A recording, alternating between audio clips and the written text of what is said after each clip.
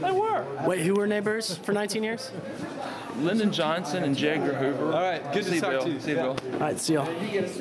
See you, Richard. So, what do you know about Sergeant or the police, head of chief of police, I think in Dallas, Jesse Curry, and his deal and giving out conflicting information to the press?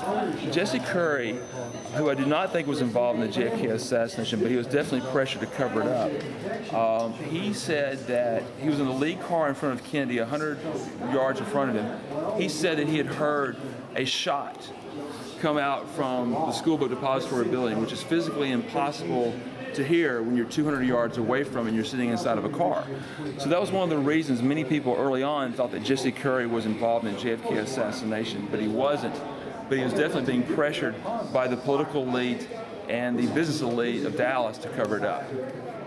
And when you tried to tell your story of Lyndon Johnson being at the epicenter of the JFK assassination just a few short minutes ago, and there, what happened? Well, I'm here in Austin, Texas, and we have a citizens communication to the city council where anybody can speak for 3 minutes. And my topic for the day was going to be Lyndon Johnson and his role in the JFK assassination. And there's a new book out called LBJ, The Mastermind of the JFK Assassination by Philip Nelson. And it pretty much nails the floor down on Lyndon Johnson's role. When I got up to speak, the first thing Mayor Leffingwell said to me before I could even get one word out of my mouth is, "We're not going to have character assassination in here." Well, I forgot to tell him that Lyndon Johnson had no character to assassinate.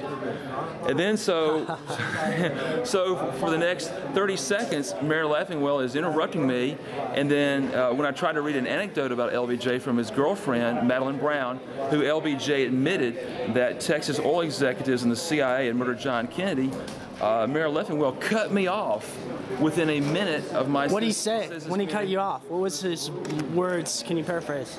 He just stopped me from speaking. What did he say? Your time is terminated, or what? I don't know. They cut off your microphone? No. This was at least 2 minutes before the bell was going to go off. It was probably about a minute into my talk. And he just shut me up arbitrarily. What did he do to shut you up, though? I mean, you just left the podium, or what happened? Well, he just told me to quit speaking. That's it.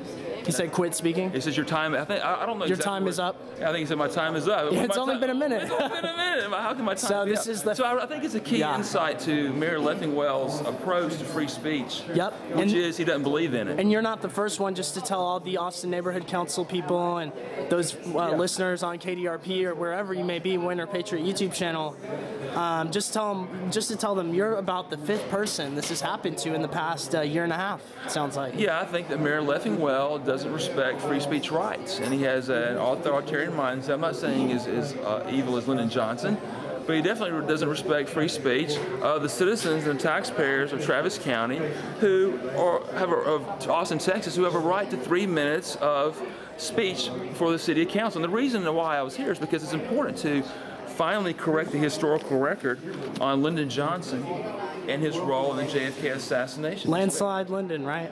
Landslide Lyndon, but his other nickname was Lion Lyndon, back in the backwoods, and he never lost that one either, because he was a pathological liar.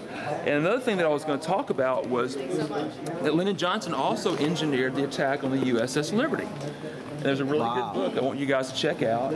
It's called Operation Cyanide, Why the Bombing of the USS Liberty Nearly Caused World War III.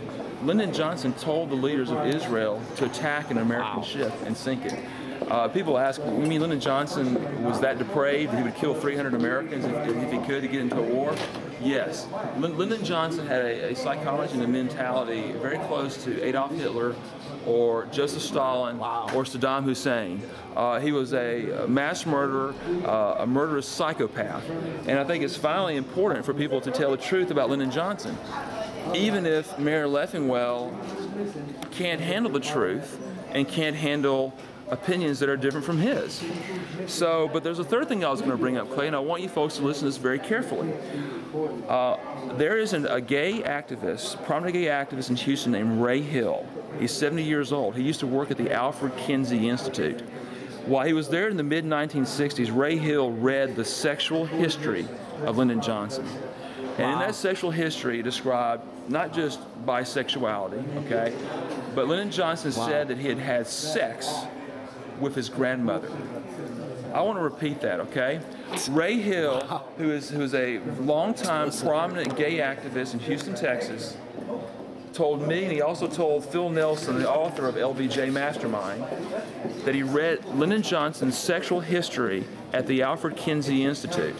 And that sexual history described not just, you know, bisexuality, which we'd expect from Lyndon Johnson, rampant promiscuity, but the fact that Lyndon Johnson had sex with his grandmother. That grandmother would have been Ruth Amon Huffman. So you've heard of, can I use profanity play or not? We can't. But you've heard of the term mother F, right? Okay, well, Lyndon Johnson was a grandmother F. Okay? You can say it. And in closing, I just want to say this. I knew there was something wrong with the boy. Thank you.